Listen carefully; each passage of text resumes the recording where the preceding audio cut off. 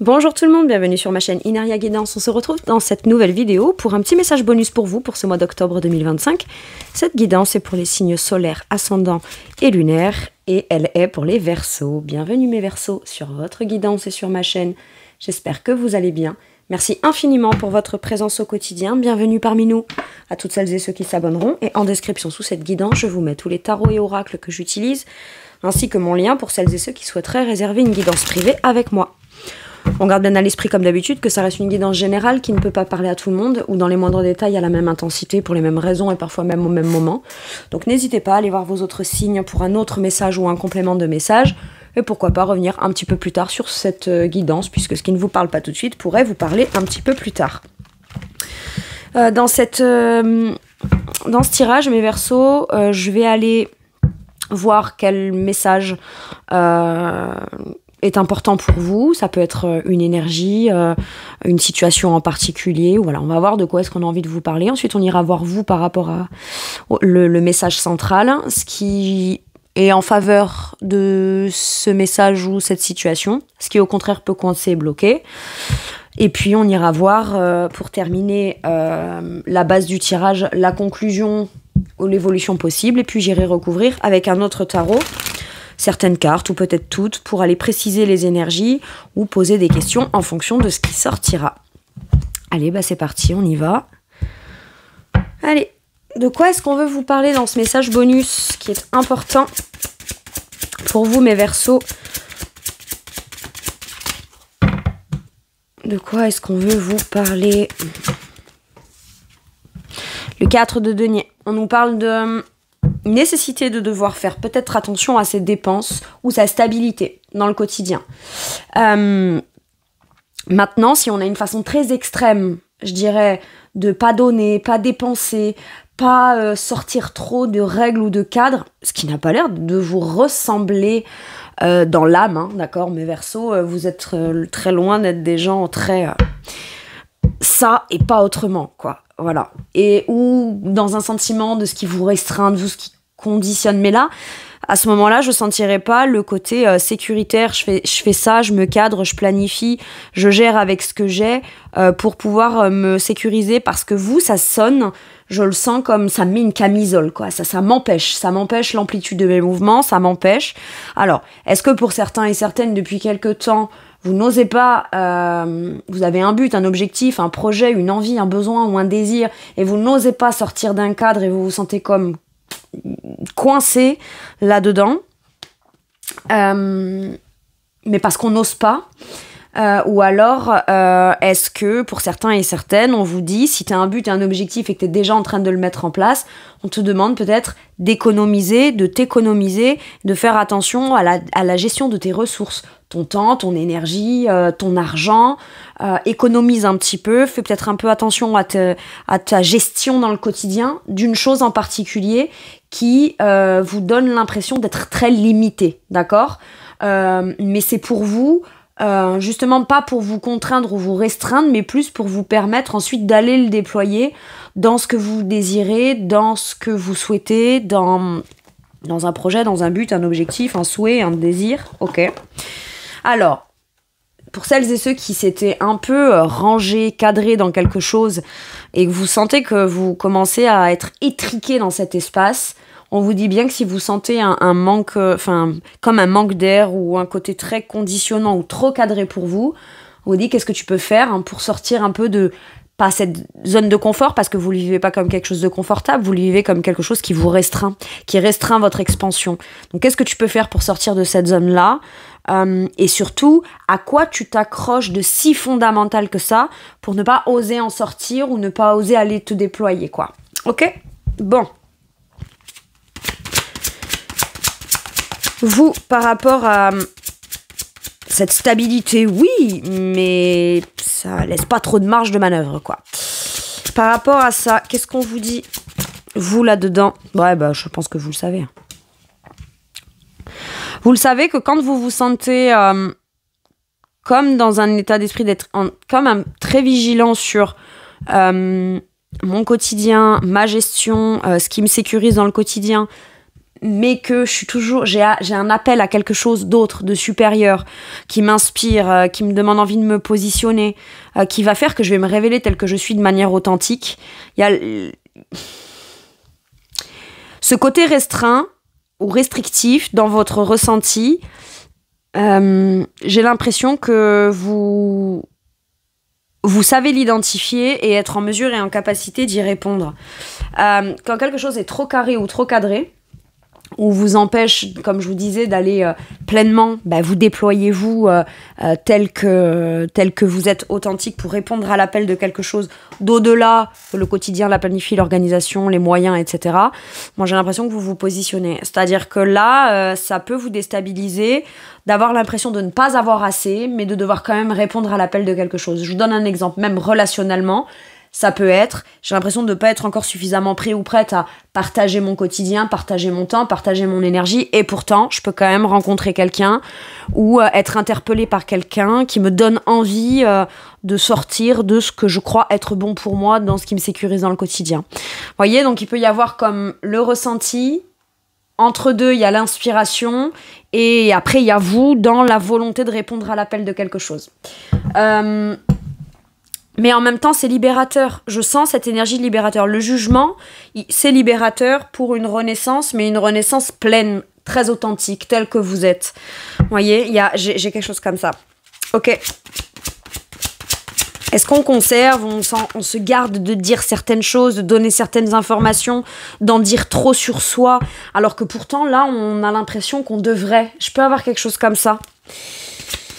Dans ce qui est positif, votre individualité, la maîtrise de votre quotidien, de votre gestion, répondre à l'appel de quelque chose pour aller vous positionner de manière authentique dans quelque chose ne viendra pas pour autant venir compromettre votre autonomie, vos activités, vos plaisirs du quotidien et de toute façon la nécessité de cet espace qui ne concerne que vous ou de tout ce qui est déjà présent et concret dans le quotidien que vous aurez la compétence et la capacité de pouvoir conserver alors que pour autant vous vous positionnez dans quelque chose de nouveau qui pourrait potentiellement même intégrer ou vous intégrer ou vous incorporer quelque chose avec d'autres personnes, d'accord ? Le 9 de denier nous dit tu te sens très bien ou alors tu te sens prêt ou prête à prendre ton envol, ton autonomie, tu te sens prêt ou prête à être très indépendant ou indépendante.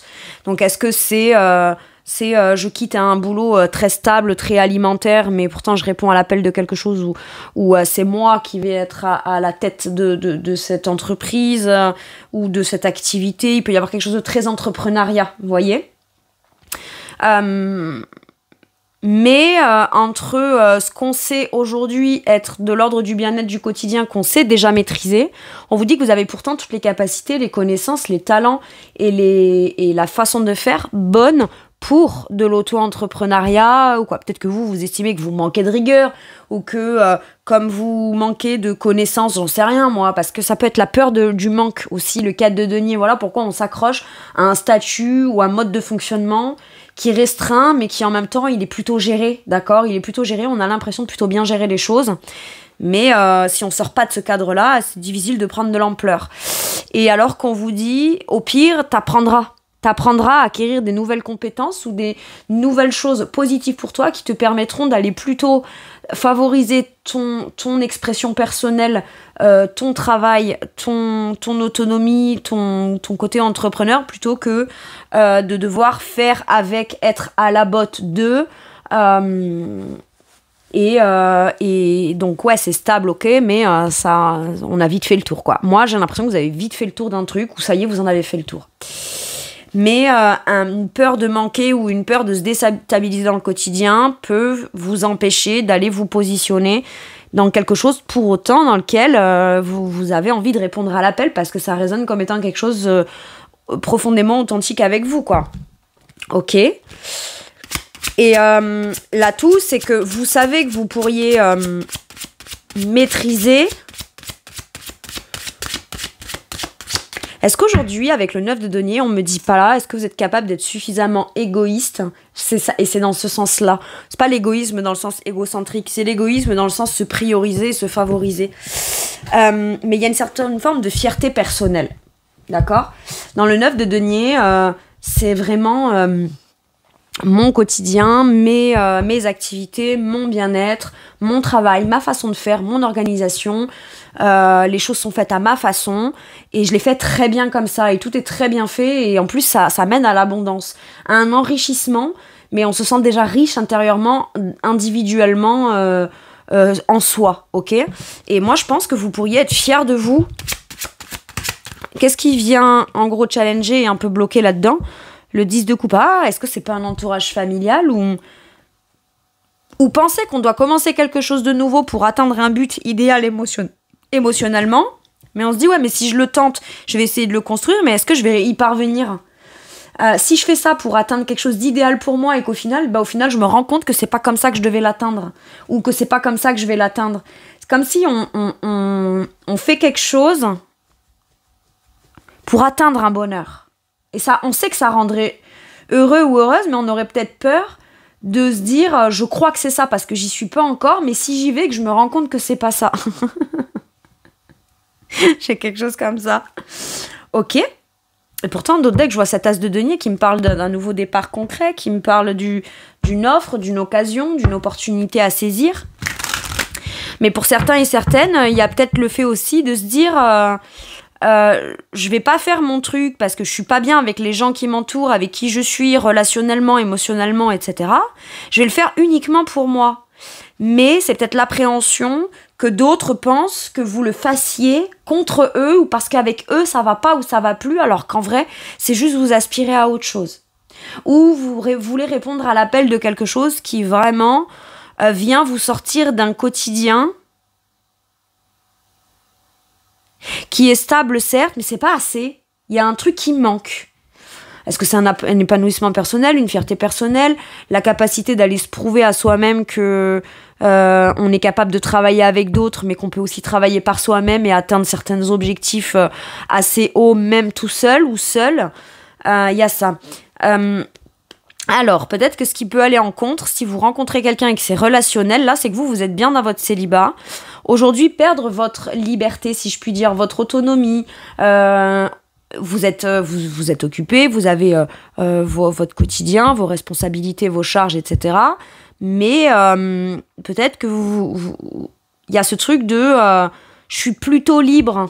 Je suis plutôt libre dans ma façon de faire ou dans ce que je fais ou dans mon quotidien. Et si je réponds à l'appel de ça, et j'en sais rien moi, admettons que ce soit quelqu'un qui a déjà une famille ou des enfants ou qui souhaite créer une famille et tout ça, ben vous, en avoir très envie et savoir que ça peut être un bonheur, oui, mais de là à être prêt à renoncer à une individualité ou à une autonomie, ça c'est peut-être ce qui vous bloque. Alors qu'en vrai, on vous dit, il suffit juste de trouver la bonne personne qui ne t'empêche pas dans cette autonomie-là et dans ce bien-être et cet épanouissement individuel. T'es quelqu'un d'individuel avant d'être un groupe ou avant d'être une famille ou avant d'être quelqu'un qui doit prioriser le bonheur du tous plutôt que de favoriser son propre bien-être personnel. Et vous, vous avez peut-être, vous assumez enfin peut-être pleinement de réussir à vous sentir bien seul. Donc pour vous, peut-être que de contribuer s'il y a d'autres personnes, pourrait vous enlever cette part de... C'est un truc, pour vous, ce serait choisir quelque chose de chouette, mais aussi renoncer à quelque chose de chouette qui ne vous concerne que vous. Ok. En conclusion, le diable, qu'est-ce qu'on a? On cherche à contrôler, en fait. Il y a quelque chose de très tentant, mais j'ai l'impression que c'est les peurs et c'est j'ai l'impression qu'on vous dit mets un terme à ce qui te contraint, à ce qui te conditionne. Et si c'est toi-même qui t'auto-censure, t'auto-conditionne, on te demande là de céder à la tentation de quelque chose que tu désires, peut-être en étant très clair tout de suite sur ce que tu souhaites conserver. Il y a quelque chose que tu souhaites conserver. Cette chose que tu souhaites conserver n'a pas à être compromis ou remise en question ou laissée au placard. Et peut-être que tu penses que, pour certains et certaines, il y a une offre, une opportunité ou une occasion qui se présente à vous, on vous vend le truc comme du rêve, en tout cas dans les explications, en disant mais moi j'ai pas de problème avec le fait que, je sais pas, un temps tu gardes ton appart, ou un moment tu gardes tes activités, tu sois très impliqué dans ce qui te passionne toi, dans tes activités, dans tes passions, dans ce qui constitue ton sentiment de bien-être et d'abondance. Et peut-être que pour certains et certaines, vous vous dites, attends, cette personne que je viens de rencontrer ou ce qu'on me propose là, on me dit qu'en fait je peux être tout à fait moi-même en étant aussi dans le truc. Et là on se dit, elle est où l'anguille sous roche? Est-ce qu'on me dit pas ça parce que j'ai envie de l'entendre? Il y a peut-être un truc comme ça. J'ai l'impression qu'on me dit ça. Vous avez l'impression qu'on vous dit ça parce que c'est ce que vous avez envie d'entendre, mais qu'une fois que vous serez dans le truc, petit à petit, on va quand même venir vous contraindre à quelque chose ou ça va vous réenchaîner dans quelque chose. Ok. Bah à ce moment-là, vous vous barrez et puis c'est tout. Vous direz, c'est toi qui n'as pas respecté ce que tu m'as dit dès le départ et je t'avais bien dit que moi, je voulais bien être heureux ou heureuse, mais que par contre, il n'y a rien qui viendrait me contraindre. La domination, la contrainte, les petites entourloupes, il y a beaucoup de peur quand même. Peur de ça, sans pour autant être sûr et certain qu'on va le vivre. Sauf qu'on pourra le savoir que si on y va. J'ai un truc comme ça. Hein. Maintenant, si vous quittez un boulot pour faire quelque chose de plus indépendant ou qui vous convient bien à vous, je pense que certaines personnes pas très bien intentionnées ou quoi pourraient encore venir faire jouer sur ces failles-là de culpabilité ou quoi. Venir essayer de vous contraindre, essayer de vous retenir, essayer de... J'ai quelque chose comme ça. Alors que vous désirez prendre votre indépendance, faire les choses par vous-même, répondre à l'appel de quelque chose, mais on vous tient peut-être avec quelque chose là. Ou en tout cas, on tente de vous tenir avec quelque chose. Je vais tout de suite aller clarifier le diable. Parce que le diable, en même temps, c'est aussi l'abondance. C'est l'abondance. Si c'est professionnel et que vous vous posez la question à savoir est-ce que vous allez vivre beaucoup d'abondance au travers d'une activité professionnelle, le diable est une carte très positive. D'accord ? On vous dit que vous avez la bonne stratégie, que vous êtes magnétique, que ce que vous faites attirera beaucoup de monde. Donc, ça génère de l'abondance. Ok ? Maintenant, ça peut être, je vais peut-être générer beaucoup, alors qu'actuellement, je me sens restreint.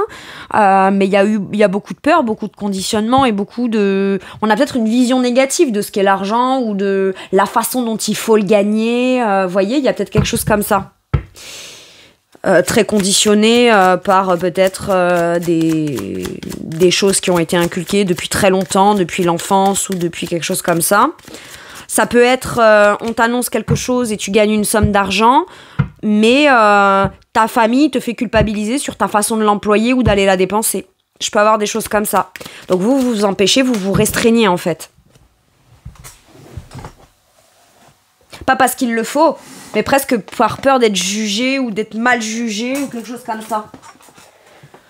Moi, on vous parle de beaucoup de prendre le risque. Bien sûr qu'il faut prendre un risque concret pour y aller. Mais j'ai quand même l'abondance. Si c'est professionnel, j'ai l'abondance. Vous avez peut-être, vous, l'impression qu'il vous manque des compétences, des capacités, mais on vous dit qu'il n'y a que sur le terrain que vous allez pouvoir aller le perfectionner. Pour moi, le 8 de denier, c'est vraiment l'artisan. C'est celui qui a le droit de façonner tous les jours, s'engager, s'investir pleinement à aller faire grandir concrètement les choses à sa façon.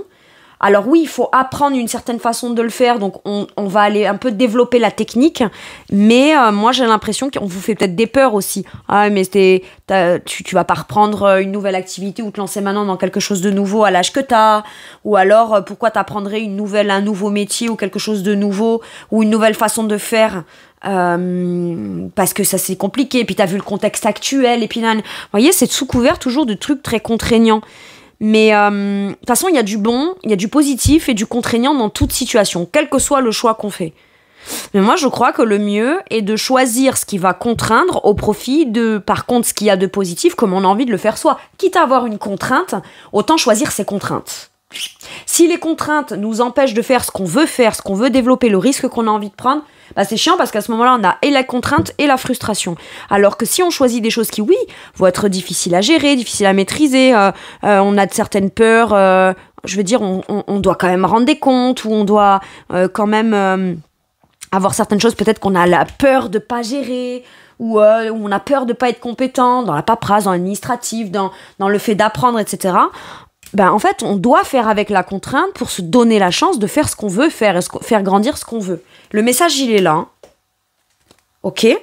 Sur ce 4 de denier là, on vous conseille même si c'est stressant, communiquez, allez-y. Plus vous pensez à ce qui vous restreint ou à ce qui vous conditionne, plus vous avez envie d'aller de l'avant. Donc là, on vous conseille de faire la démarche. On vous conseille d'y aller, de faire la démarche, de commencer à vous mettre en action. Parce que dès que vous allez commencer à mettre en place une première action, les choses vont s'enchaîner. Et vous serez tellement occupé à faire et à développer et à communiquer et à avancer que vous n'aurez plus le temps de penser à ce qui vous contraignait avant et qui vous empêchait de le faire. Vous répondez à l'appel de quoi là avec le jugement ? Quelque chose qui est authentique, dont vous devez... Oui, ça vous demande du courage, de la bravoure et de l'affirmation de soi, mais vous en avez toutes les compétences et les capacités. Ok. Choisissez-vous, hein, mes Verseaux. Allez, avec celui-ci, qu'est-ce qu'on vous dit ? Période propice à la co-création. Bon. Est-ce que vous pensiez faire un truc seul et au final, il y a quelqu'un qui débarque et vous dites « Ah, ça peut être cool qu'on le fasse ensemble ou à deux ?» Ou alors, est-ce que vous co-créez entre vous et l'univers ? Ah, j'ai ça, vous, l'univers, vos guides. Tu es invité à faire équipe avec une ou plusieurs autres personnes afin de co-créer en harmonie et avancer sur ta mission de vie. Comme dit l'adage, seul on va plus vite, ensemble on va plus loin. Et ça, c'est un risque pour vous de devoir faire avec les autres. Ou alors, de ne pas laisser certaines personnes qui vous empêchent d'aller vous vite et loin dans votre projet personnel. Mais quelque part, ça veut dire qu'on permet aux autres d'avoir un impact de pouvoir de décision sur ce qu'on est en train de créer et sur ce qui nous empêche de créer en fonction de soi-même aussi. Hein. Mine de rien, c'est soit certains vous empêchent de créer ce que vous voulez vous, soit vous avez peur de créer ou de co-créer avec quelqu'un d'autre ou d'autres, ok. Mais j'ai l'impression que de toute façon, vous savez très bien qu'il faut passer par prendre ce risque. Hein. Je pense que vous le savez. Et visiblement, on vous dit t'es prêt à aller... apprendre ou réapprendre à pas mal t'investir dans une relation, dans un travail d'équipe, dans un groupe, tout en potentiellement affirmant ta volonté de garder quand même ton autonomie, ton bien-être, ta façon de faire, etc. Et soit, on vous dit que ce que tu es en train de créer maintenant, c'est peut-être influencé par l'autre ou certaines personnes ou d'autres, mais ils sont en train du coup de co-créer. Et toi, tu es en train de co-créer avec eux ce que tu ne vis pas et tu aimerais de vivre. Ok. Bon. Donc, période propice à la co-création, d'accord, mais qu'est-ce qu'on crée ? Est-ce qu'on crée plus sous couvert des injonctions des autres ou des restrictions des autres ou est-ce qu'on crée avec ceux qui ont la même volonté de créer quelque chose de super beau pour vous, hein ? Ok. Allez, un dernier message ou un dernier conseil pour mes Verseaux, le chariot et le 6 de denier. Lance-toi, avance, tu as tout à fait les compétences. Tu as actuellement en ta possession tout, les compétences, les capacités, les talents pour maîtriser au moins le début de l'avancement. Pour atteindre un but et un objectif. Et en chemin, tu ne seras pas seul. En chemin, tu trouveras peut-être des gens avec qui ce sera plus juste, plus équitable, dans le donnant-donnant. Tu as beaucoup de générosité à donner. Tu as le droit de le faire comme toi. Tu en as envie, là où tu en as envie, avec qui tu en as envie. D'accord ? Maintenant, il peut y avoir aussi une notion de donner et de recevoir. Tu as vécu plein de choses que tu as acquis en expérience et maintenant, tu as besoin d'aller les transmettre, les partager, les enseigner, faire quelque chose qui pourrait aider d'autres ou inspirer d'autres. Et si c'est ça que vous voulez faire, on vous dit lance-toi. Hein. Allez, je vous lis le chariot. Les durs efforts sont récompensés, réussir à équilibrer plusieurs priorités à la fois, détermination et volonté, reconnaissance publique. Vous allez tout droit vers votre avancée, mais l'avancée vers un but que vous voulez vivre. Et le 6 de denier nous dit « Le bien que vous faites vous revient ». Un flot d'abondance inattendu, alors que pourtant ce serait cool qu'on le fasse pour aussi obtenir de l'abondance qu'on est déjà légitime à recevoir à sa juste valeur, je dois vous le dire avec le 6 de denier. Emprunter à bon escient ou solder une dette, partager ses richesses avec d'autres moins fortunés. Ok, moi j'ai vraiment là cette idée de réussir à trouver des compromis concrets dans un partage équitable qui permettrait de pouvoir à la fois et aller dans ce qu'on a envie, tout en s'assurant qu'on peut conserver ce qui est précieux pour soi aussi. Je dois réinsister sur ce message parce que vraiment je l'entends, ok ? Et choisir d'y aller ne vous obligera pas à devoir renoncer à ce qui est quand même précieux pour vous. Voilà. Voilà mes Verseaux, c'est tout pour moi pour ce message. Je vous remercie de m'avoir écouté. Je vous fais tout plein de gros bisous. Prenez bien soin de vous et à bientôt pour une nouvelle guidance. Merci, au revoir.